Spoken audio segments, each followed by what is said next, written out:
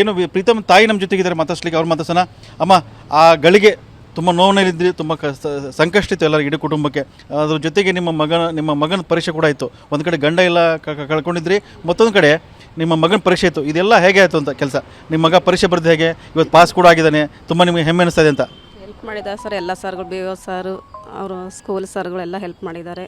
ಖುಷಿ ಆಯ್ತು ಸರ್. ಆ ದುಃಖದಲ್ಲೂ ನಾವು ಕಳ್ಸೋಕೆ ಹಾಕಿದ್ದಿಲ್ಲ, ಹುಡುಗ ಆ ದುಃಖದಲ್ಲೂ ಪರೀಕ್ಷೆ ಬರ್ಸಿದ್ದಾರೆ, ಕರ್ಕೊಂಡೋಗಿ ಹೆಲ್ಪ್ ಮಾಡಿದ್ದಾರೆ ಸರ್ ಎಲ್ಲರೂ.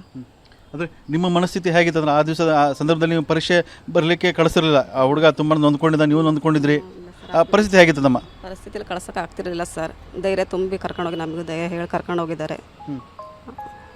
ಪಾಸ್ ಆಗಿದ್ದಾನೆ ಈಗ, ಅವರೇ ಓದಿಸ್ತೀವಿ ಅಂತ ಎಲ್ಲ ಹೇಳಿದ್ದಾರೆ ಸರ್. ಖುಷಿ ಆಗುತ್ತೆ ಸರ್, ಆ ದುಃಖದಲ್ಲಿ ಹೆಲ್ಪ್ ಮಾಡಿದ್ದಾರೆ ಆ ಪರಿಸ್ಥಿತಿಯಲ್ಲಿ ನಮಗೆ.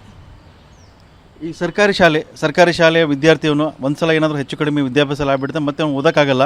ಸೊ ಅಂಥ ಸಂದರ್ಭ ಇತ್ತು ನಿಮಗೆ. ಇದು ಆ ತುಂಬ ಕಠಿಣ ಪರಿಸ್ಥಿತಿ ಆ ಸಂದರ್ಭದಲ್ಲಿ ನೋಡಿದಾಗ. ಈಗ ಆತ SLCನೂ ಬರ್ದ, ಪರೀಕ್ಷೆನೂ ಬರ್ದ, ಈಗ ಪಾಸಾಗಿದ್ದಾನೆ. ಮುಂದೆ ಆತನ ವಿದ್ಯಾಭ್ಯಾಸ ಬಗ್ಗೆ ಏನೇನು ಯೋಚನೆ ಮಾಡಿದೆ ಅಂತ? ಸರ್ ಚೆನ್ನಾಗಿ ಓದಿಸ್ಬೇಕು ಅಂತ ಮಾಡಿದೆ. ಅವರು ಒಂಚೂರು ಹೆಲ್ಪ್ ಮಾಡ್ತೀವಿ ಅಂತ ಹೇಳಿದ್ದಾರೆ. ಮಾಡಿಸಿದ್ರೆ ಓದಿಸ್ತೀವಿ ಸರ್ ಚೆನ್ನಾಗಿ. ಅವರೇ ಓದಿಸ್ಬೇಕು, ನಮಗೆ ಯಾರಿಲ್ಲ ಈಗ, ಇದಕ್ಕೆ ಯಾರಿಲ್ಲ ಸರ್. ನಮಗೆ ಒಂಚೂರು ಹೆಲ್ಪ್ ಮಾಡಿದ್ರೆ ಓದ್ತಾರೆ ನಮ್ಮ ಮಕ್ಕಳು.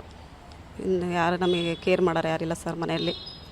ಅವ್ರೊಂಚೂರು ಹೆಲ್ಪ್ ಮಾಡೋದು ನಮ್ಮ ಮಕ್ಕಳಿಗೆ ವಿದ್ಯಾಭ್ಯಾಸಕ್ಕೆ ಇದಾಗತ್ತೆ ಸರ್. ಕಷ್ಟದಲ್ಲೇ ಓದಿಸಿದಾರೆ, ಇನ್ನೊಂಚೂರು ಹೆಲ್ಪ್ ಮಾಡಿದ್ರೆ ಇದಾಗತ್ತೆ ಸರ್ ನಮಗೆ.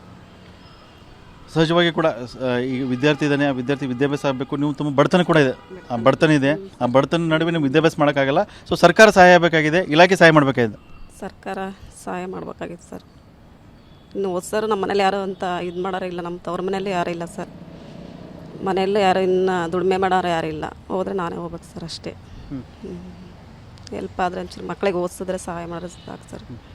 ನೀವೇನು ಅಂದ್ಕೊಂಡಿದ್ದೀರಮ್ಮ? ಈಗ ಮಗ SLC ಪಾಸ್ ಆಗಿದ್ದಾನೆ, ಈಗ ಶಿಕ್ಷಣ ಇಲಾಖೆ ಮುಂದೆ ಬಂದೆ, BO ರಮೇಶ್ವರ್ ಮುಂದೆ ಬಂದಿದ್ದಾರೆ. ಈಗ ಏನು ಅನ್ನಿಸ್ತಾ ಇದೆ ನಿಮಗೆ? ಅಂದರೆ ಮಗನ ಇನ್ನೂ ಚೆನ್ನಾಗಿ ಓದಿಸ್ಬೇಕು, ಮುಂದೆ ತರಬೇಕು, ಅವನು ಕೂಡ ಒಳ್ಳೆ ರೀತಿಯಲ್ಲಿ ಹೋಗಬೇಕು ಅಂತ ಸರ್. ಹೆಲ್ಪ್ ಮಾಡಿದ್ದಾರೆ, ಅವರು ಓದಿಸ್ಬೇಕು ಸರ್ ಮುಂದೆ. ಒಂಚೂರು ಆ ಕಷ್ಟದಲ್ಲೂ ಇದು ಮಾಡಿದ್ದು ಸರ್, ಧೈರ್ಯ ತುಂಬಿದ್ದಾರೆ.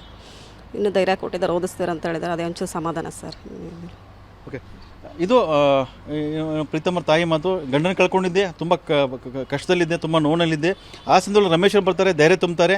ಧೈರ್ಯ ತುಂಬಿದ ನಂತರ ನನ್ನ ಮಗನ ಪರೀಕ್ಷೆ ಬರಲಿಕ್ಕೆ ಕಳಿಸ್ತೀನಿ. ಈಗ SLC ಪರೀಕ್ಷೆ ಕೂಡ ಫಲಿತಾಂಶ ಬಂದೆ, ತುಂಬ ಖುಷಿಯಾಗಿದೆ. ಈಗೇನೋ ಸಾಕಷ್ಟು ನಿರೀಕ್ಷೆ ಕೂಡ ಇದೆ. ಆತ PUC ಓದಬೇಕು, ನಂತರ ಡಿಗ್ರಿ ಓದಬೇಕು, ಒಂದಿಷ್ಟು ಉದ್ಯೋಗಗಳನ್ನು ಕೂಡ ಮಾಡಬೇಕಂತ ಹೇಳಿದ ತಾಯಿ ತನ್ನ ಬಡತನದಲ್ಲೂ ಕೂಡ ಹೊಸ ಅಂದರೆ ದೊಡ್ಡ ಕನಸುಗಳನ್ನು ಕೂಡ ಕಾಣ್ತಾ ಇದ್ದಾರೆ. ನಮ್ಮ ಜೊತೆ